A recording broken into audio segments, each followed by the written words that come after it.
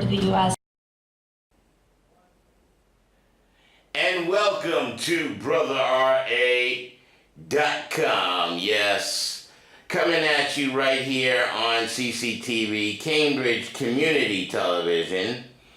Oh, did I say that already? Yeah, this is Cambridge Community, and I am part of the community. And who am I? That's right, it's BrotherRA.com on CCTV and Zap. There I is. I'm looking at you right there. I see you watching me, and I'm watching you watch me. Okay, and let's just go ahead and put on Facebook. BrotherRA.com is on now. How about that? How you like that? You think folks really care? Is on now. And today is Wednesday at 1 o'clock. How about if I just speak that? Wednesday at 1 p.m. Now! Okay, so we did that. We sent that to Facebook. And, why is that on my page? I don't understand. Can I delete Larry.com? Okay, so let's get to the topics at hand. Yeah.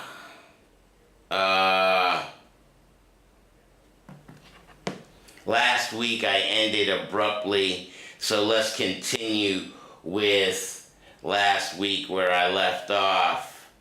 And yeah, I was beginning to share some things off of my Facebook page, and we'll just resume where I left off.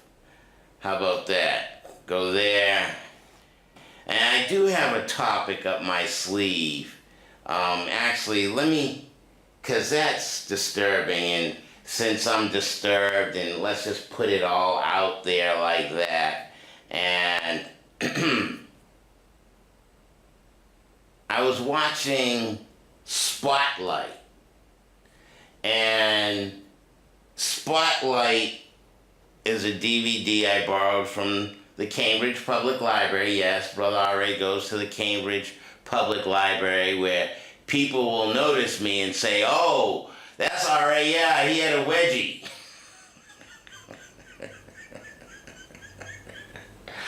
OMG. What are people doing looking up the crack of my butt, telling me my pants are stuck up the... Okay, I'm going to leave that alone.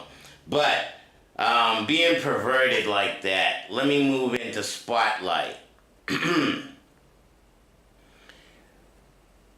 Would you take on a profession that asked you to be celibate? Does that make sense? Not to reach an orgasm?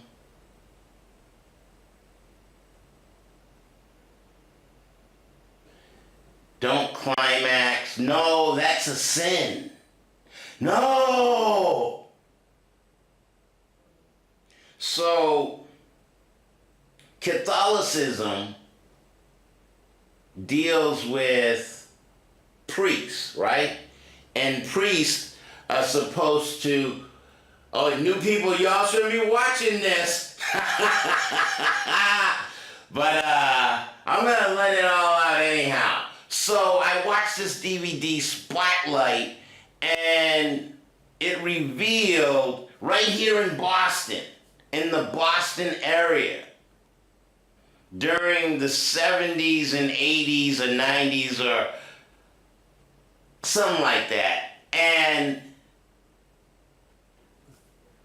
Catholicism says that, priests, you should be celibate and you shouldn't have sex or you shouldn't climax. Now, does that make sense? what type of individual would you be to say, oh no, I'm not gonna come, I'm not gonna climax, I'm not gonna have sex. No, no, no, no, no, no, no, no, no. I'm not gonna have sex for the rest of my life. So, one hand, you believe that much in God, you're a priest, and you become celibate. But on the other hand, what did they find in Spotlight? Here in Boston, over 1,000 priests molested children.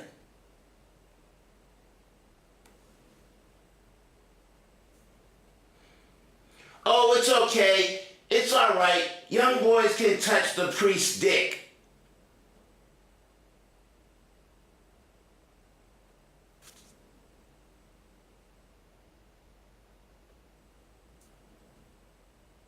I mean, that movie floored me.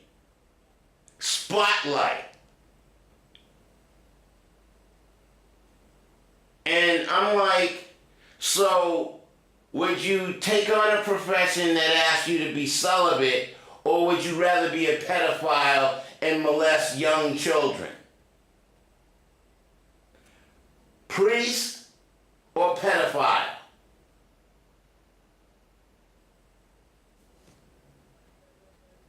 And you believe that much in God, and energy outside of yourself.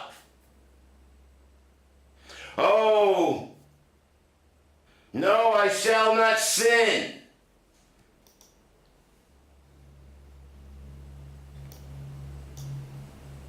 You ponder that as we go ahead and listen to my Facebook where we left off from last week. I've had my shares of ups and downs. I've had many struggles. I've had blood clots in both my lungs. At the same time, I lived through tragedies and controversies. People look... Okay, I'm sorry. We're going to have to do that again. I'm not expanding the screen. Expand the screen. Take over. I've had my shares of ups and downs. I've had many struggles. I've had blood clots in both my lungs. At the same time, I lived through tragedies and controversies. People look down on me, put me down because I didn't look like them. I look stronger. I've had people look past me because of the color of my skin. I've had people overlook me because I was a woman. I had critics say I will never win another Grand Slam when I was only at number 7, and now here I stand today with 21 Grand Slam titles, and I'm still going. I cannot help but think of my favorite poet, Maya Angelou. She has this poem called And Still I Rise. So here it goes.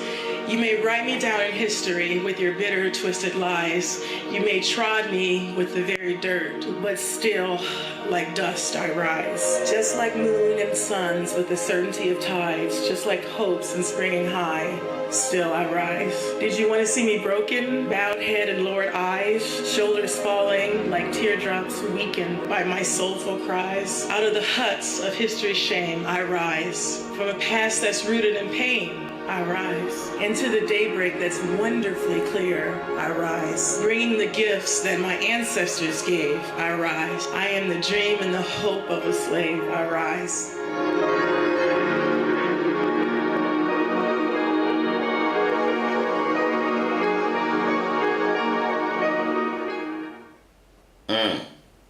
So,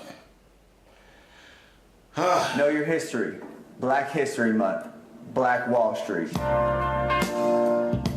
On June 1st, 1921, the Greenwood District neighborhood of Tulsa, Oklahoma, also known as Black Wall Street in Little Africa, was bombed from the air and burned to the ground by mobs of envious whites.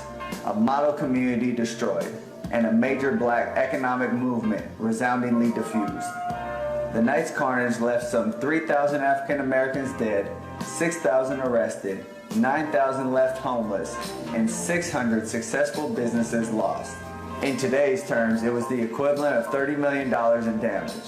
This remains the single largest massacre of African American citizens in the history of the United States. While Black Wall Street serves as a shining example of what black communities can do when they pool their economic resources, it's also a painful reminder of the terrorism the black community has suffered at the hands of white supremacy. Am I sharing enough?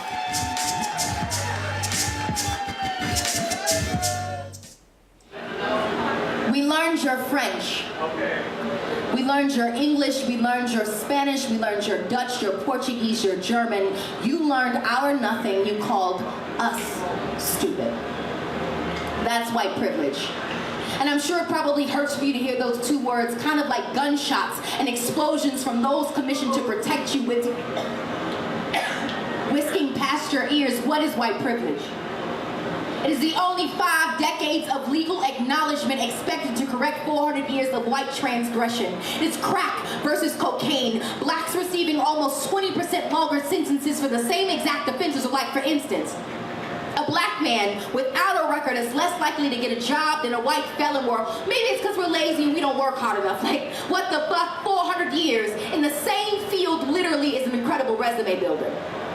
It is Katrina answering the government's prayers of eugenics, Dick Cheney going fishing the next day, Condoleezza on a shopping spree, Bush in San Diego, but Kanye is the one you call crazy because, like, it only took the USA 2 days to get aid to Asia, but 5 for FEMA to get to Canal Street and Esplanade. It is the one black kid who beat the shit out of the odds, but only thanks to Sandra Bullock, Michelle Pfeiffer, and the White Shadow, so now we all can make it. It is the only time thousands of white people are cheering for the black kid to win is in the stadium. It is you looking at me crazy if I told you to go back to Europe, even though we didn't have a say. It is you, all of a sudden, having a problem with immigration like this isn't even your nation. How the hell do you discover some shit that wasn't even missing to begin with, you Columbus, our traditions? Had white girls twerking in high definition with multicolored hair and purple nails, but it was ghetto when we did it. Oh, I'm making you uncomfortable. Try a cramped slave ship, but wait. Slavery is over now. It's just called the prison system because, like, you're not racist because you don't use the N-word, but y'all use niggas every day. What is white privilege? It is the acceptance of bombs over Baghdad but not over Boston. It is European history being taught as a major and African as an elective. It is learning about my people only 28 days like I'm not black every fucking second as every white boy. Fuck my brains out, not because I'm pretty, but because I'm pretty for a black girl. It is people thinking that Africa is one nation. It is the waving of the Confederate flag like you didn't lose the battle and then telling us to get over slavery. It is people saying that black people destroyed neighborhoods but forgetting that white people have destroyed continents. It is every time I bring up my plight, some white man has to tell me that I'm crazy but is kind enough to praise my English or say that we're all given the same opportunities even though he has a family history of wealth and I don't even know my family history at all. Is the justification of police brutality. Like, what did that person do? I'm sure it doesn't hurt as much when the victim doesn't look like you. It is people thinking that affirmative action is an unfair advantage instead of keeping the qualified from being unfairly disadvantaged or throwing out a qualified applicant because their name sounds too African American. Is Newports imported into black communities but black boys exported for weed as big plastic asses that are called fat when we naturally have them. It is an Australian woman whose new classic of rap music is everyone who hears this poem dismisses all this truth I just spit as reverse racism. That is white privilege. Thank you. Damn. Yeah, so, wow. I didn't anticipate all of that. But, right about now, poetry. That was the bomb. Get with it. I'm down. So, okay,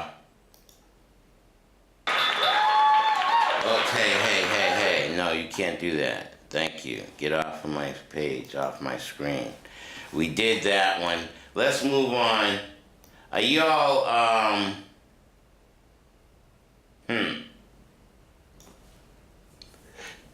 you still pondering priest or pedophile?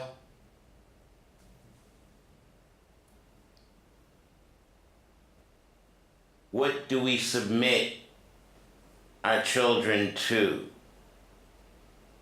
media is most important? What type of knowledge and information do you expose to a 2, or 3, or 4, or 5, 6-year-old? Because of the way you were raised. And most of us are still stuck and fucking stupid. Still upholding slave mentality. Oh no, I can't be great. I can't be wonderful. I'm a sinner. I need the blood of Jesus to save my poor dumb black ass. Thank you, Lord. Thank you, Jesus. Save my poor dumb black ass.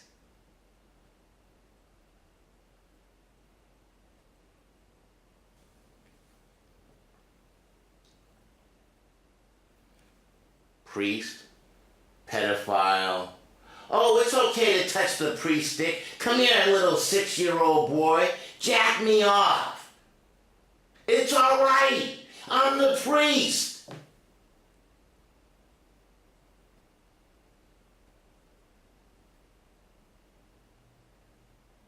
Spotlight. All right, let me go back. Here, let's go back to my Facebook page and see if I can get it right the first time, and open up the page and then go to it.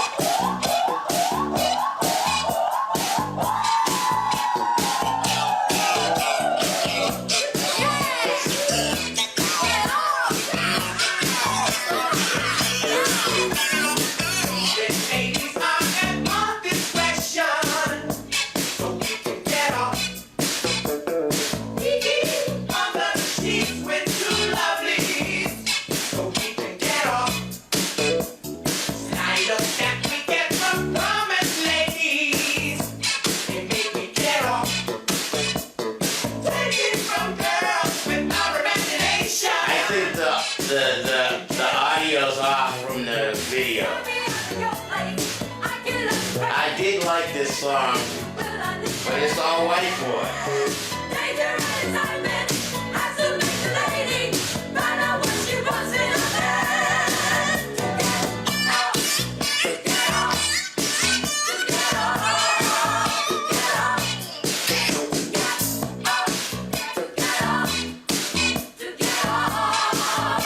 You have your priest getting off.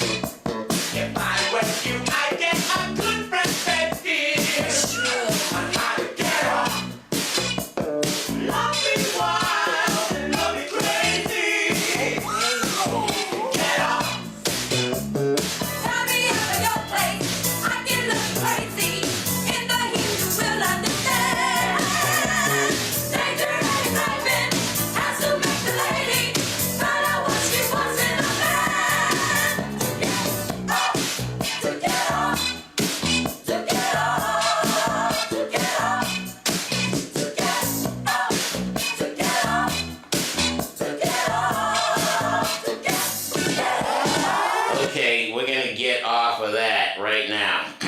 Okay, so just wanted to share that with y'all quick and whatnot. Why do you constantly do this? I asked you not to get on my page. Get off. Oh, see how black heals? Yes, this is seizures. Fell on her face. Maybe, what, 2-3 weeks ago? Yep, they got me. I think it's a conspiracy, but be that as it may, yeah, okay, so,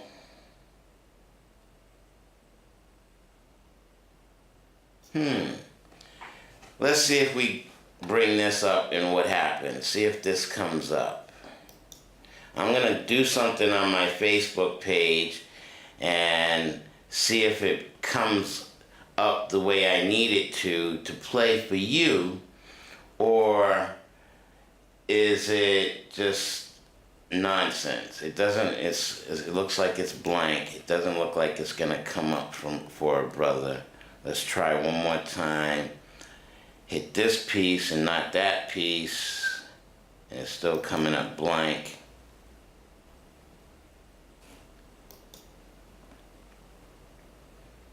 No. I guess I'm not gonna be able to show you that.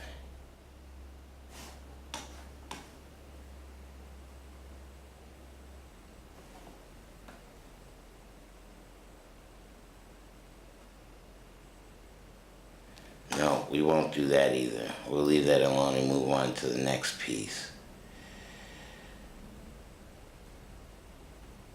We did that last week. Here, let's show you this. Bring that up. And let's see if we can...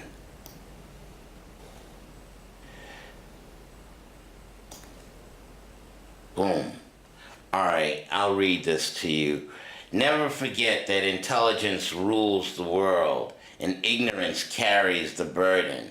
Therefore, remove yourself as far as possible from ignorance and seek as far as possible to be intelligent. This is Marcus Garvey. Y'all familiar with Marcus Garvey?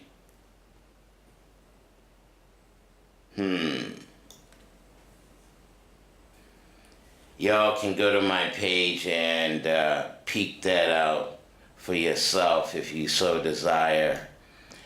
Bro RA is my Facebook name. BRO space RA, Bro RA. And let's continue on. Oh yeah, this is, let's see if we can bring that up.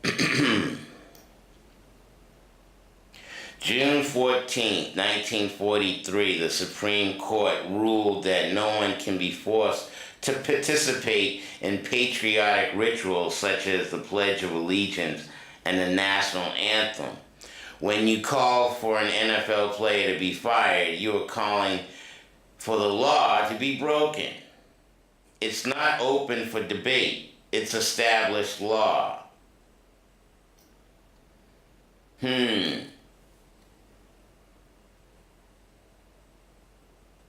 So, yeah, that's a thought for y'all to ponder. I'm sure there are more comments. I'm looking for mine. I don't see where my particular comment is on this. But, yeah, black men in America, that's my comment. Black men in America, forced to be obligated to abide by white supremacy or white privilege and do things that are naturally against the way you think. Either you participate or you get fired.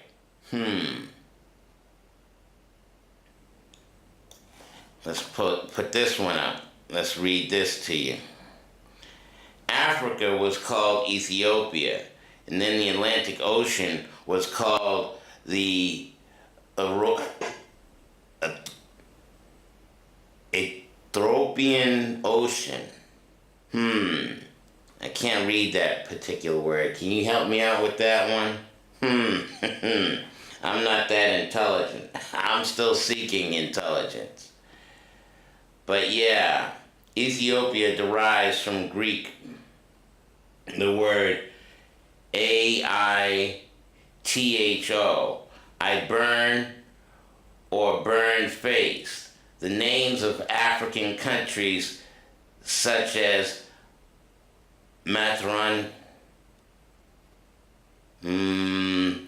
Mauritania, and Morocco mean nothing more than the land of black people. The same meaning denoted the names Niger and Nigeria, black in Latin, or Sudan from the Arabic.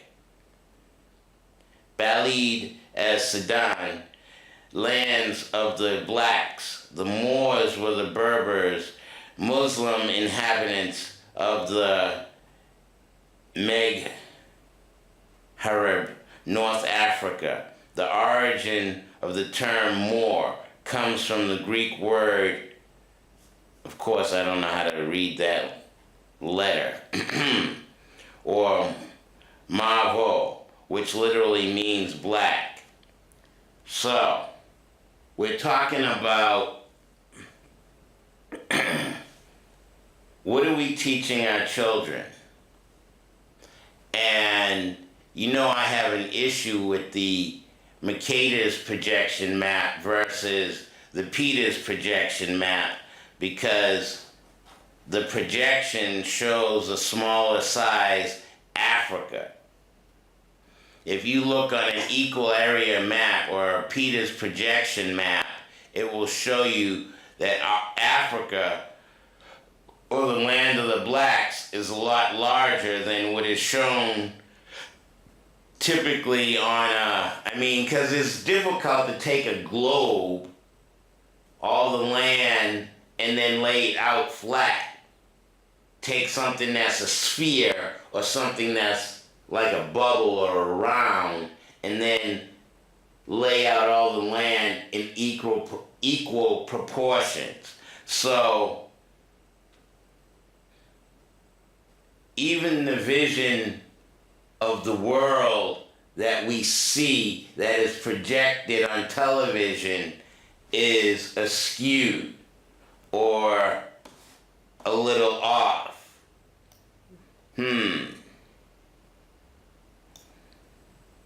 Here, let's go on to the next.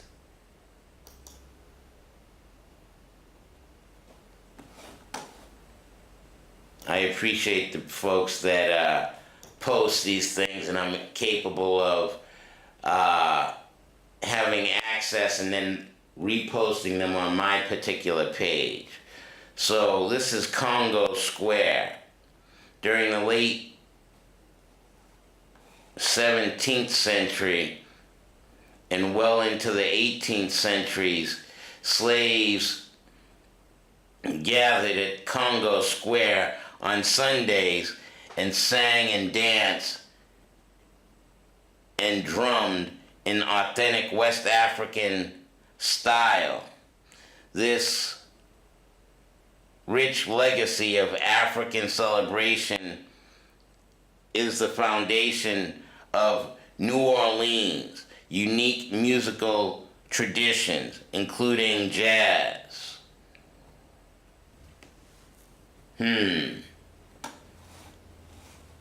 How many of you acknowledge your blackness? How many of you are proud to be melanin dominant? How many of you acknowledge that this system that we survive in doesn't do much for us? And many people say, oh, Brother R.A. is just an angry black man.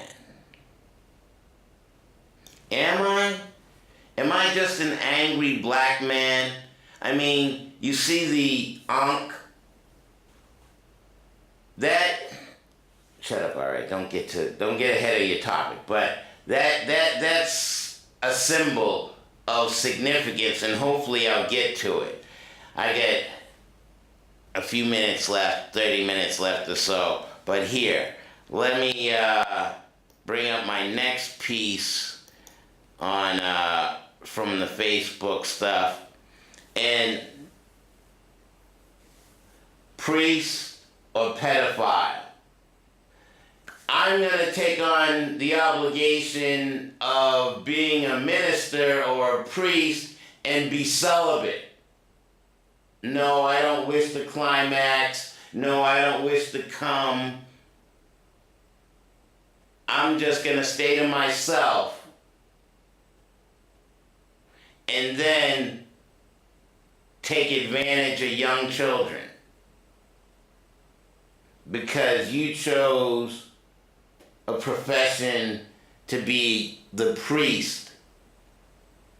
But yet you're going to tell the little boy it's all right to touch your dick or jack you off.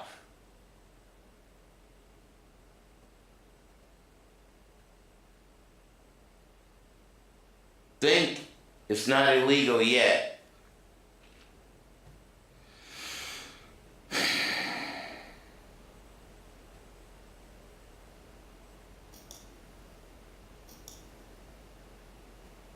I don't know what most white people in this country feel, but I can only include what they feel from the state of their institutions. I don't know if white Christians hate Negroes or not, but I know that we have a Christian church which is white and a Christian church which is black.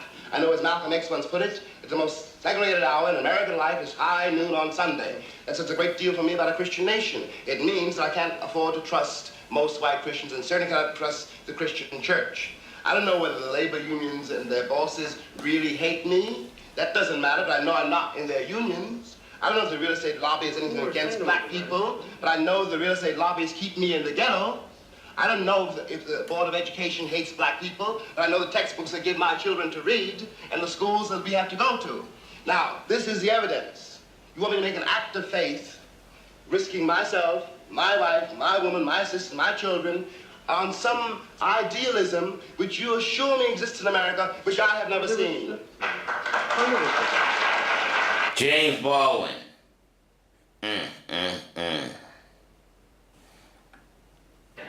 Some African-American communities are prospering, like the residents of Greenwood, a suburb of Tulsa, Oklahoma.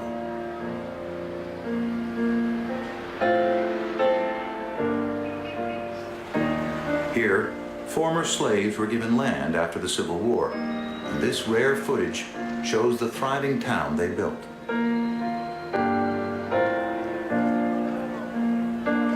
A remarkable Baptist pastor named Solomon Sir Jones is the pioneering filmmaker. His footage was lost for more than 50 years. Jones captures the bustling life of Greenwood, which could be any American small town.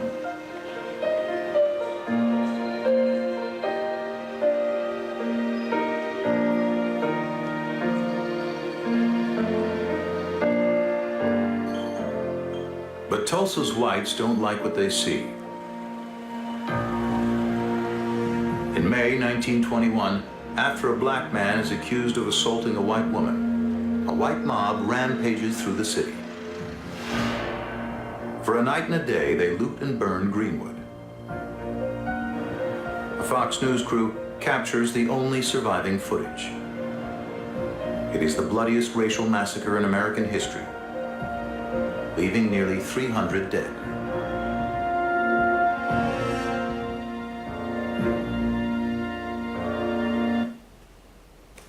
So I'm wrong. I'm wrong for sharing such knowledge and information and putting this information out there so that it's readily available. I can only... This is all on my Facebook page. Y'all can replay it if you'd like. But yes, that was James Baldwin on the Dick Cavett Show. And,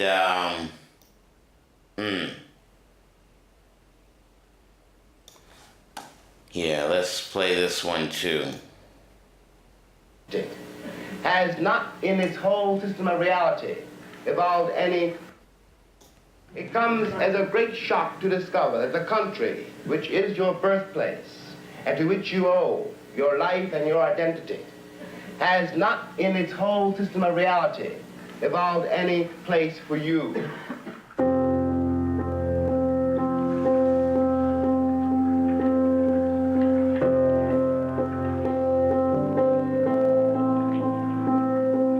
It comes as a great shock around the age of 5 or 6 or 7 to discover that the flag to which you have pledged allegiance, along with everybody else, has not pledged allegiance to you. It comes as a great shock to discover that Gary Cooper killing off the Indians when you were rooting for Gary Cooper, that the Indians were you. When I was growing up, I was taught in American history books that Africa had no history, and neither did I. That I was a savage, about whom the less said the better, who had been saved by Europe and brought to America. And of course, I believed it. I didn't have much choice. Those are the only books there were.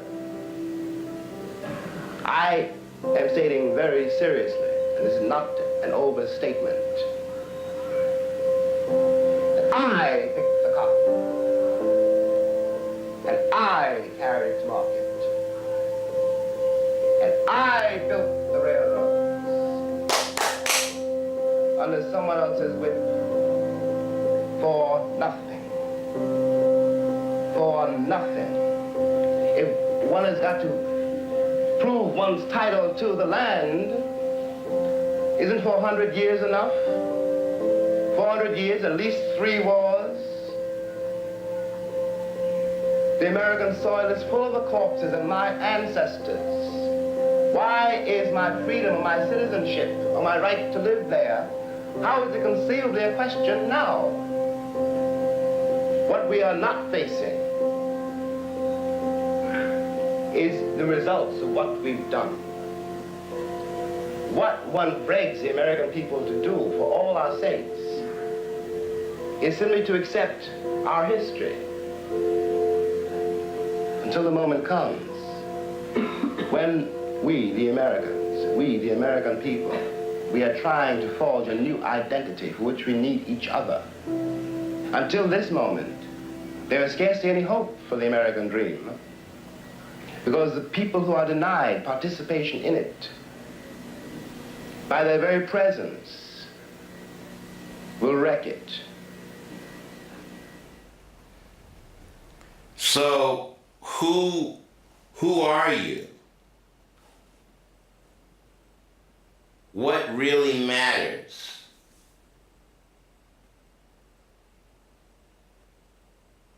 Have you discovered yourself?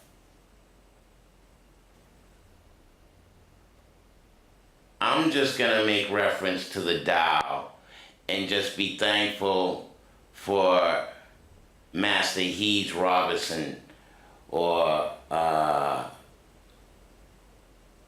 Roosevelt Robinson. But he goes by Heath. I just want to say thank you and thank Nina for getting me to have practiced Tai Chi for the past 20 years.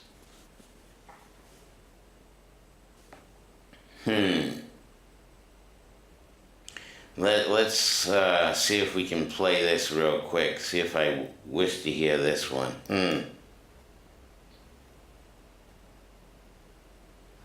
I am confused. Being philosophically consistent and being a very honest person, I'm sure you can tell me where God came from. And in addition, once you've told me where God comes from, please try to clarify how you can figure that a spiritual force can have an impact on a material universe to create it. You've got 5 minutes.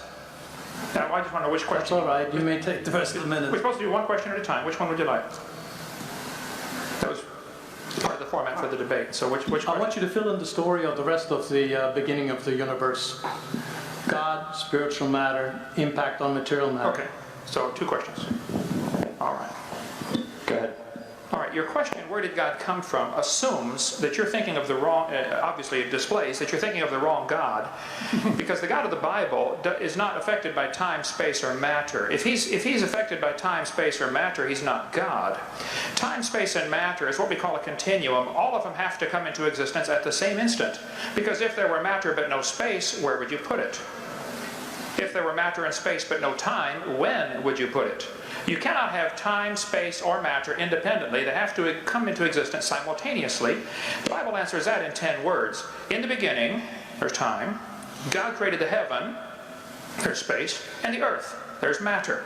So you have time, space, matter, created a trinity of trinities there. Just, time is past, present, future. Space has length, width, height. Matter has solid, liquid, gas. You have a trinity of trinities created instantaneously, and the God who created them has to be outside of them.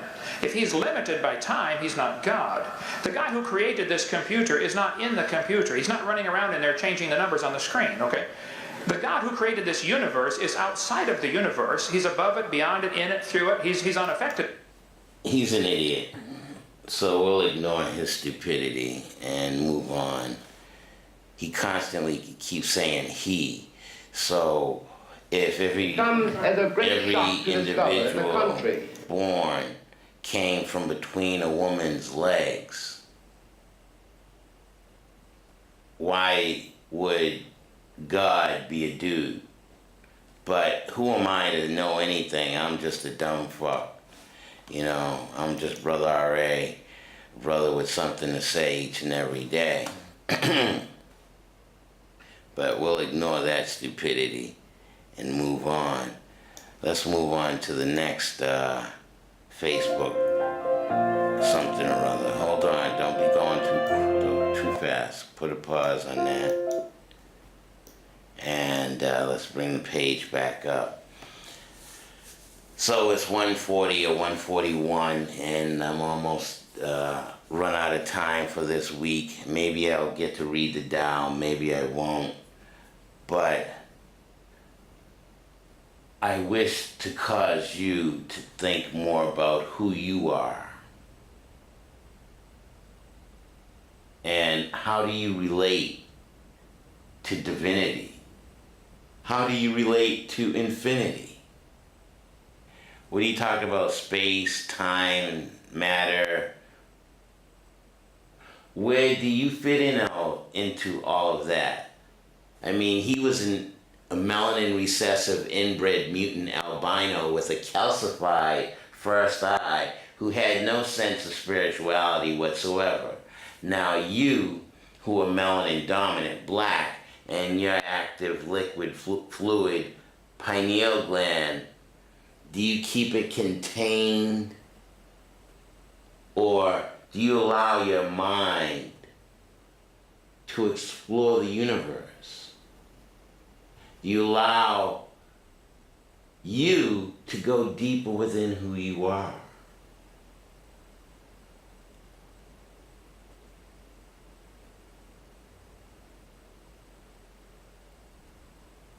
And feel that wonderful. All right.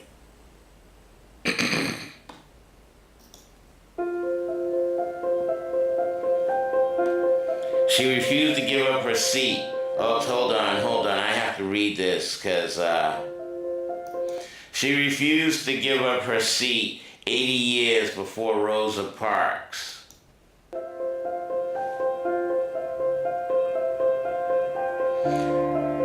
July 1862, Ida B. Wells, born to slaves in Mississippi. At age 16, her parents and baby brother die of yellow fever.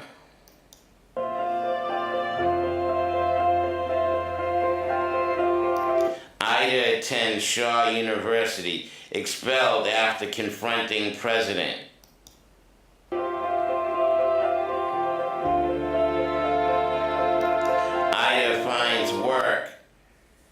Ida finds work as a teacher to keep 6 remaining siblings together.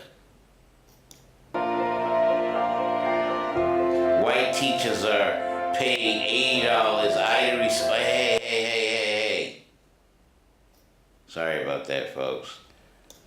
We don't want to miss a...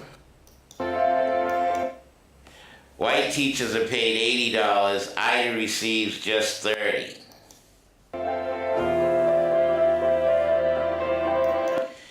Moves family to Memphis to earn more money and resume studies.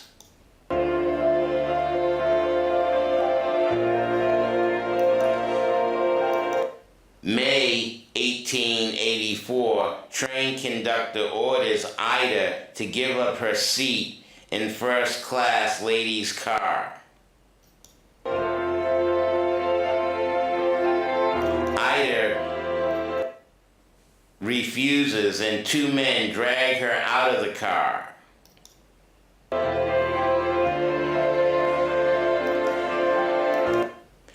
She sues the railroad, writes a newspaper article about her experience. Ida wins the case and a $500 reward. But the Tennessee Supreme Court overturns the verdict.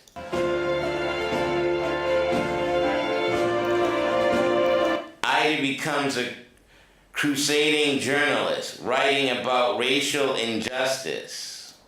1889, white lynch mob kills Ida's friends and two other black men.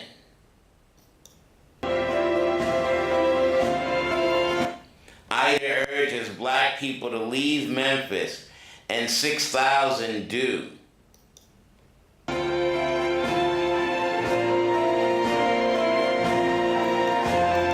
Ida receives death threats and buys a gun.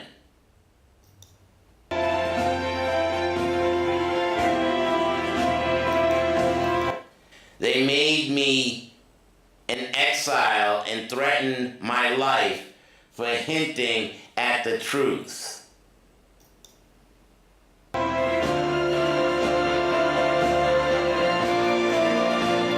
Ida has no fear.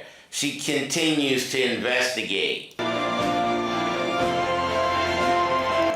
She proves that lynchings are not a response to black men raping white women.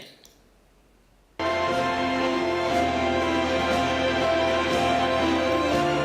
the result of difficult economic conditions. Ida speaks to women's groups in New York City and across Europe.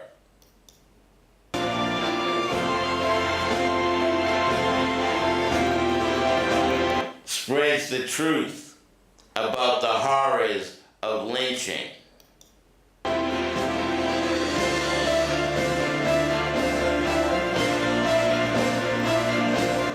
What a revelation of existing conditions your writing has been for me, Frederick Douglass.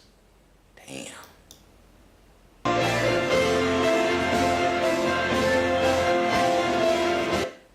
We salute this brave early civil rights crusader. Ida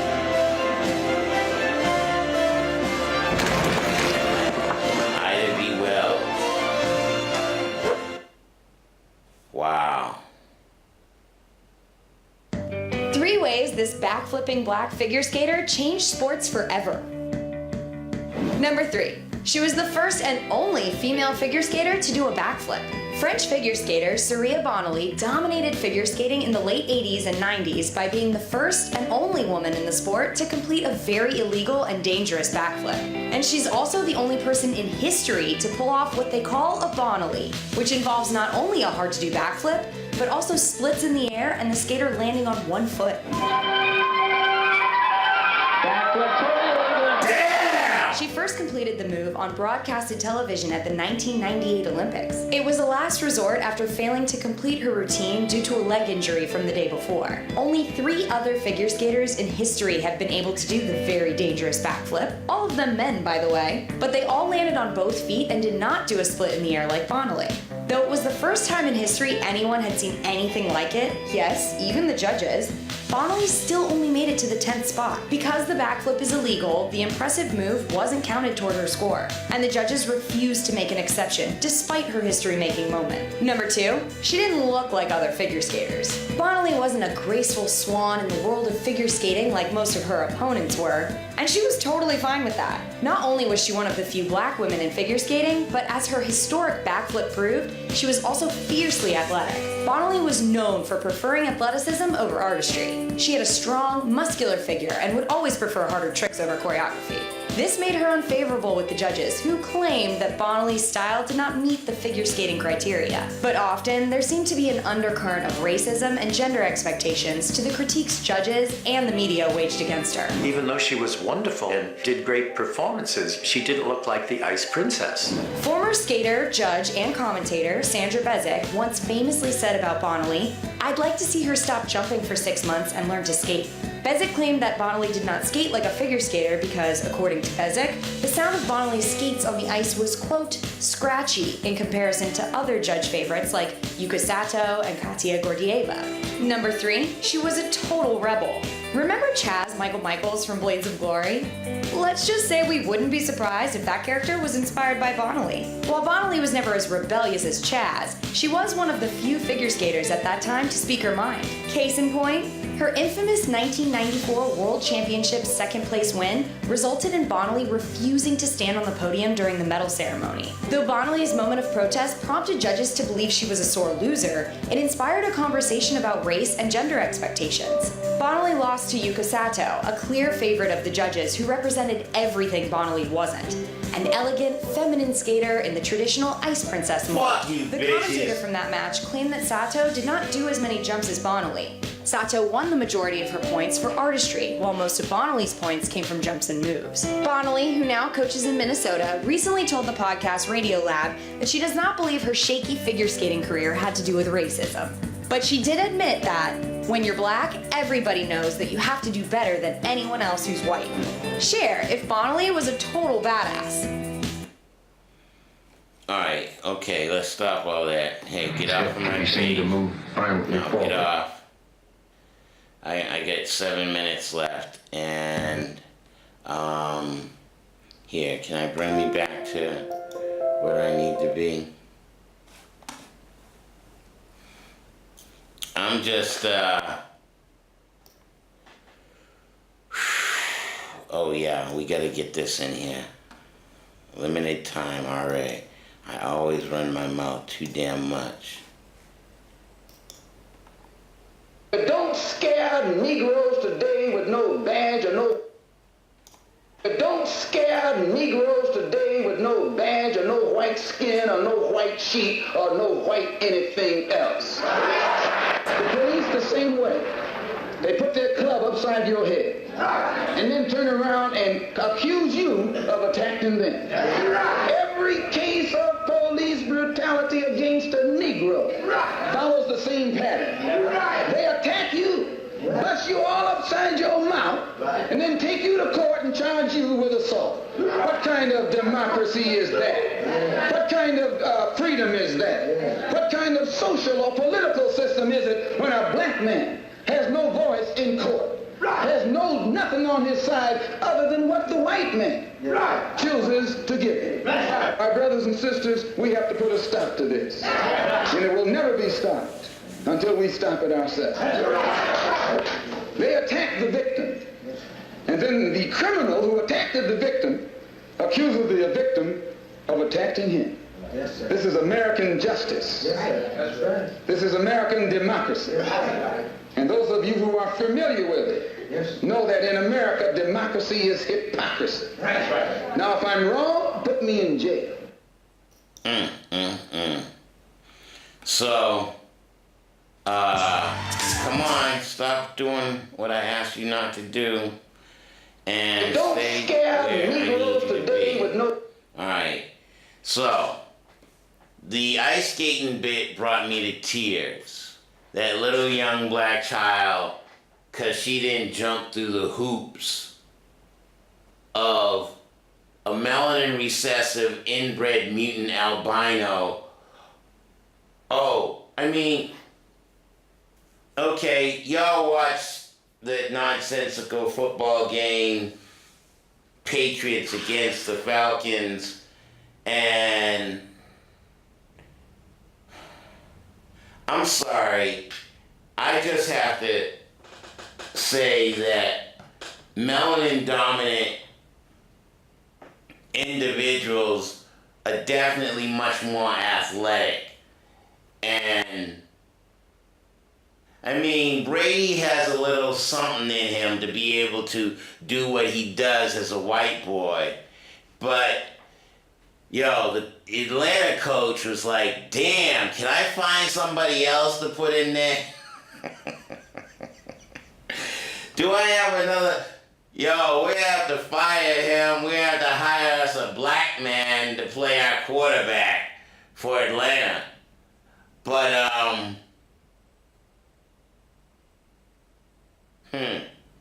and you heard the Malcolm X piece. I mean, and how long ago was that, and why is that still happening?